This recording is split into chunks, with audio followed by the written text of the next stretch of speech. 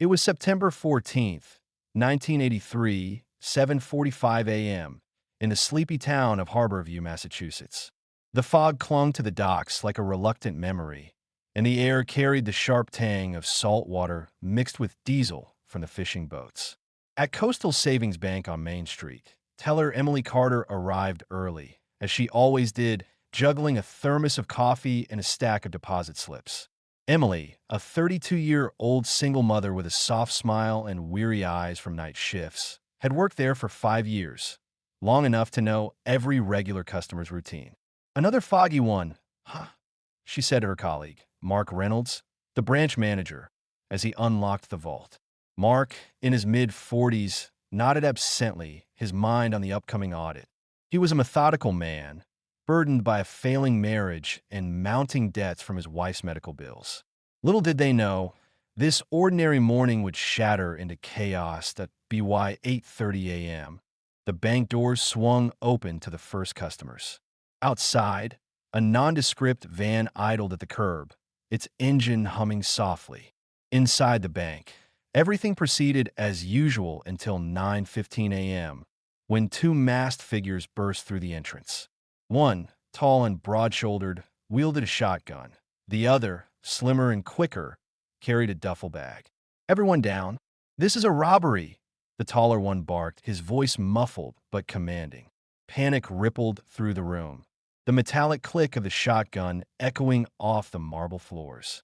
Emily froze behind her counter, her heart pounding like distant thunder. Mark, from his office, hit the silent alarm under his desk, but the robbers moved with eerie precision. The slimmer robber vaulted the counter, shoving Emily aside. "Open the drawers now," he demanded. She complied, hands trembling, stuffing bills into the bag. In the lobby, the taller one herded customers to the floor, his eyes scanning for any heroics. Among them was retiree Harold Jenkins, who later recounted in a police interview.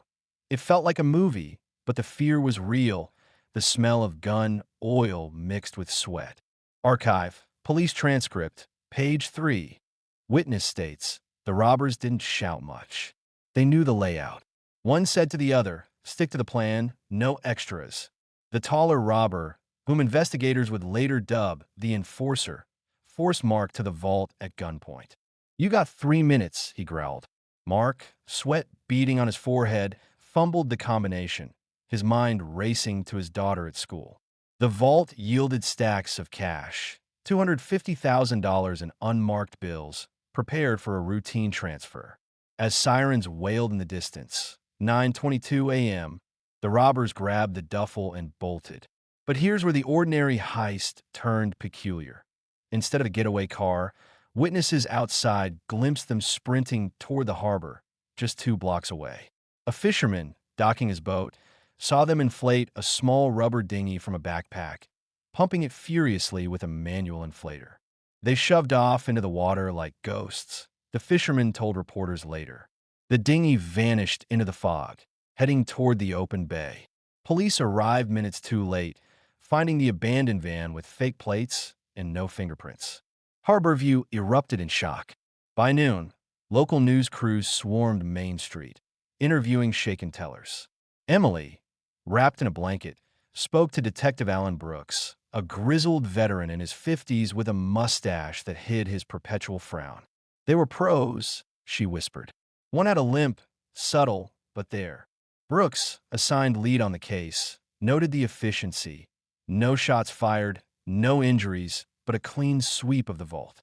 His young partner, Detective Sarah Klein, fresh from the academy at 28, scribbled notes energetically. "This wasn't random," she said to Brooks. "They knew the transfer schedule." The community reeled. Harborview, a tight-knit fishing town of 15,000, hadn't seen a bank robbery since the Depression.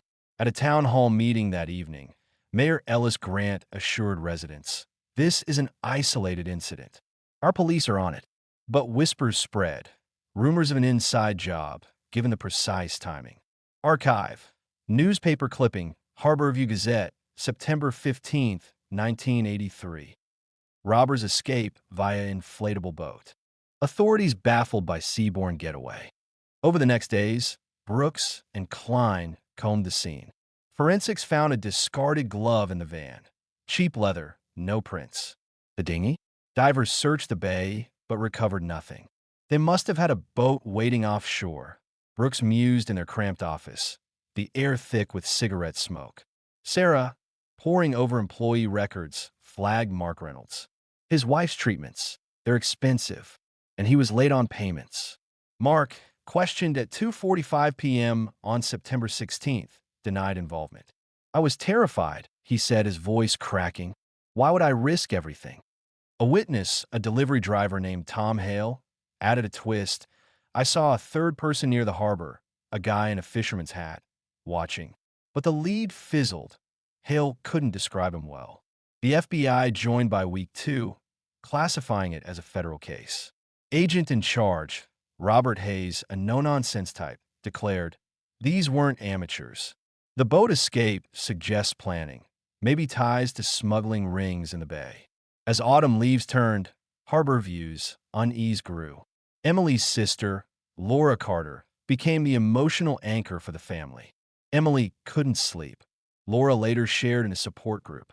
She kept hearing the shotgun cock in her dreams. The bank offered counseling, but trust eroded. Deposits dropped 20%. Rumors pointed fingers. Was it local fishermen down on their luck? Or outsiders from Boston? At O'Malley's pub on Wharf Street, patrons debated over pints. Heard the manager's in debt, one said. Nah, it's that new teller, too quiet, another countered. Brooks interviewed Mark again on October 5th, 1983, 11 a.m. Your alibi checks out, Brooks admitted, but something's off. Mark paused. I got a call the day before. Look at shoe. Said to leave the back door unlocked. I thought it was a prank. Sarah's eyes widened. Why didn't you report it? Mark shrugged, defeated. Fear. My family's everything. Transcript. Audio recording from police interrogation, October 5th, 1983. Mark. The voice was distorted deep. Do it, or your daughter pays. I hung up. Brooks. And you did nothing? Mark. Pause. I checked the doors twice. But maybe I forgot. By November, lead dried up. The FBI traced the van to a stolen vehicle from Rhode Island, but no further. A partial boot print near the harbor matched common work boots. Useless. It's like they vanished into the sea, Sarah told Brooks over coffee, her enthusiasm waning. The official version, professional robbers, likely from out of state, escaped via boat to a waiting vessel. No arrests. The insurance covered the loss, and the bank reopened with new security. But the community scarred. Vigils for lost trust, as Laura put it. Emily quit, moving inland with her son. Mark stayed, but shadows lingered in his eyes. Life goes on, he told a reporter, but you never forget. Yet, amid the closure, a small anomaly nagged Brooks. In a vault's inventory, a single check stub was missing, not cash, but a routine transfer receipt for $5,000 to a local charity. Odd, he noted in his file. Why take that? Years passed, the case gathering dust. But in 1995, during a routine evidence review, Sarah, now a senior detective, reopened the file. Sorting through boxes in the station basement, the musty scent of old paper filling the air, she found a forgotten envelope, a photograph, tucked in the van's glove compartment report. The photo showed a blurry harbor scene, two men inflating a boat, and in the background, a familiar face watching from a pier. It was Mark Reynolds, unmistakable in his bank jacket. Archive, evidence photo description, blurry Polaroid. Circa 1983 subjects appear to be preparing an inflatable dinghy. Observer in distance matches suspect profile. Sarah's pulse quickened. This changes everything, she whispered. Was Mark involved after all, or framed? The photo bore a timestamp, September 13th, 1983, the day before the heist. What secret did this image hold, and who else knew? It was April 12th, 1995, 3:15 p.m., in the dim basement of the Harborview Police Department. The air hung heavy with the scent of mildew and forgotten files, as dust motes danced in the beam of a single fluorescent light. Detective Sarah Klein, now 40 and battle-hardened by years on the force, sifted through cold case boxes during a slow afternoon. Her once enthusiastic energy had tempered into quiet determination, lines etched around her eyes from unsolved mysteries. The 1983 heist file caught her attention, yellowed pages whispering of unfinished business. Why was this photo overlooked? Sarah muttered to herself, holding the Polaroid under the light. It showed Mark Reynolds on the pier, watching the boat inflation test run. Her retired mentor, Alan Brooks, had scribbled a note on the back. Possible frame? Check alibis again. Sarah dialed Brooks, now living in a quiet suburb, his voice gravelly over the phone. Sarah? That old ghost. Brooks chuckled faintly. The photo came from an anonymous tip, mailed to the station weeks after. We dismissed it as a prank. But if it's real... Archive, evidence log, entry number 47, 1983. Polaroid received October 20th, 1983. No fingerprints. Depicts pre-heist rehearsal. Observer ID, potential insider. 2 days later, on April 14th, 1995, 10 a.m., Sarah drove to Mark Reynolds' modest home on Elm Street. The town had changed little. Fishing boats still dotted the harbor, but chain stores had crept in, eroding the old charm. Mark, now 57 and graying, opened the door with a wary expression, his limp more pronounced from arthritis. He worked as a security consultant, irony not lost on him. Detective Klein, he said, gesturing her inside. The living room smelled of fresh coffee and regret. I figured this day might come. Sarah laid the photo on the table. Mark's face paled. That was me, he admitted after a long pause. But not like you think. He explained. The anonymous call wasn't a prank. It came from a local fisherman, Victor Lang, who owed gambling debts to shady figures in Boston. They threatened my family, Mark whispered. Said to facilitate the heist, leave the vault code in my desk. I did it to protect my daughter. But the photo? I went to the harbor that night to confront them. Saw the rehearsal. Chickened out. Sarah pressed. Why not come clean? Mark sighed. Fear and shame. My wife was dying. I couldn't add scandal.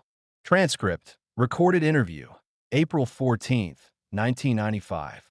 Sarah, names Mark. Give me something. Mark?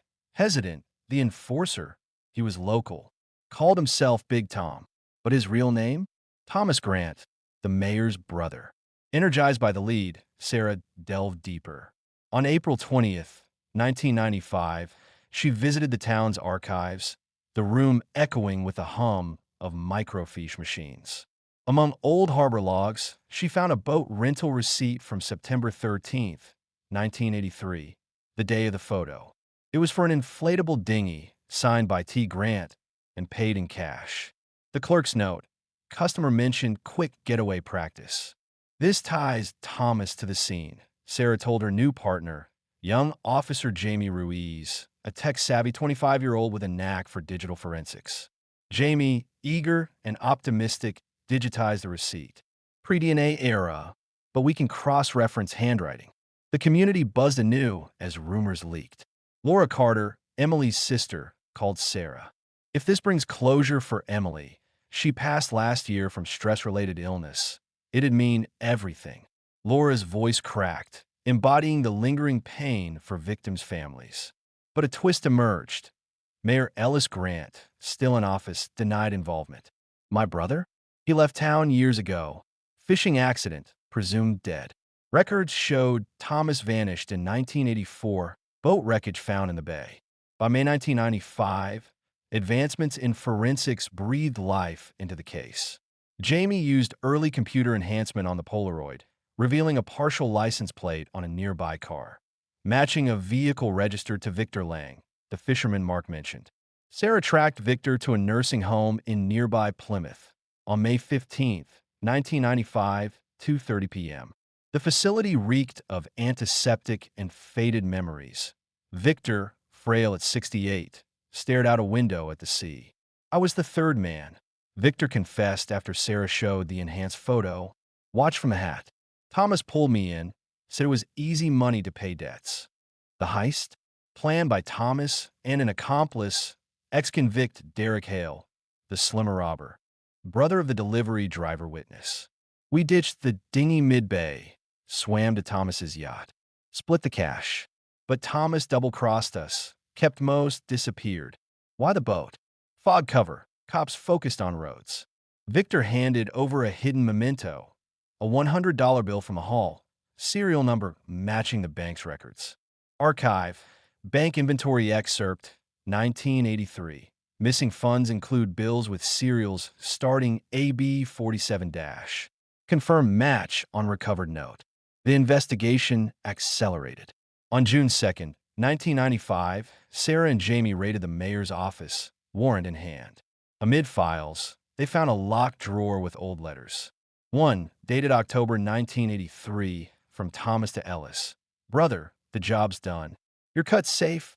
Use it for the campaign. Cover for me.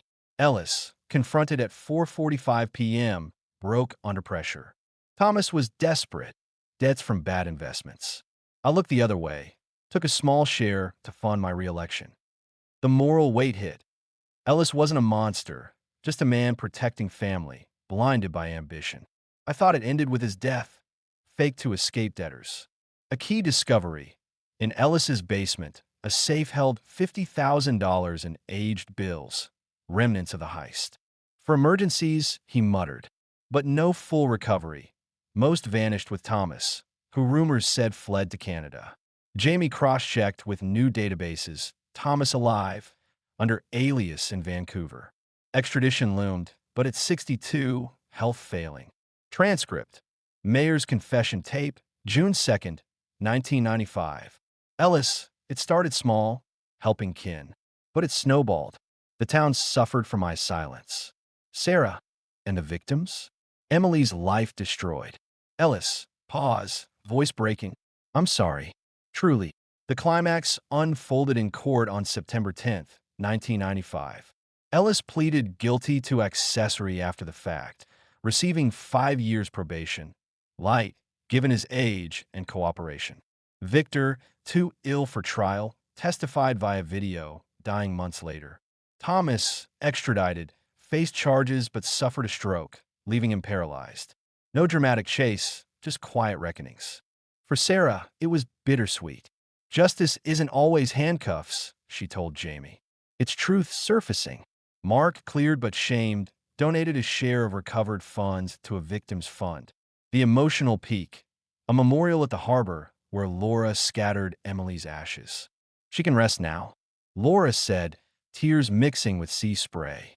The town confronted its rot, corruption exposed, leading to reforms in local governance.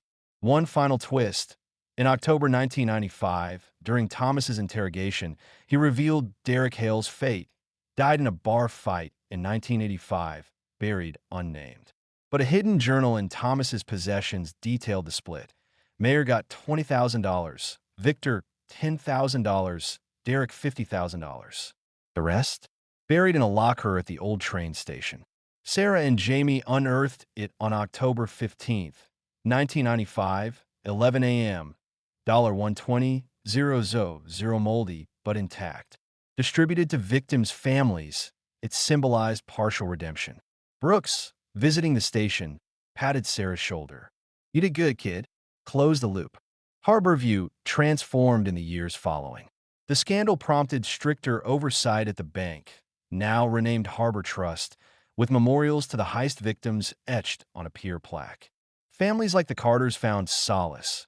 Laura's nephew, Emily's son, became a cop, inspired by the pursuit of truth. Mark Reynolds retired quietly, volunteering at support groups, his internal conflicts eased by confession. The town, once divided by whispers, grew closer, annual vigils reminding them of fragility and forgiveness. Yet questions lingered. How many other secrets hid in the fog? For Sarah Klein, the case was a reminder. Evil often wears ordinary faces, driven by desperation, not malice. Justice, imperfect, brought healing. What do you think? Was this justice? Leave your opinion in the comments.